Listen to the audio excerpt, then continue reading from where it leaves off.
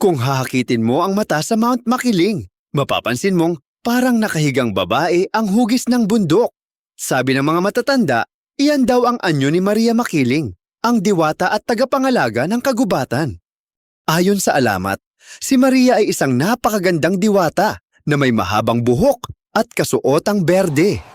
Madalas siyang makita ng mga mangangahoy at hikers na naliligaw. Tahimik niyang ginagabayan ang mga tao pabalik sa tamang daan. Pero naglalaho siya bago mo pa siya mapasalamatan.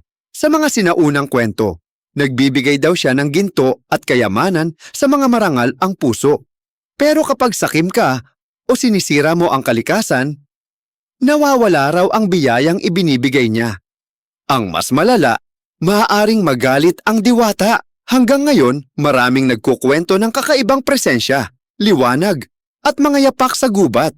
Totoo man o hindi, paalala ito. Respeto sa kalikasan. Dahil hindi tayo nag-iisa sa bundok.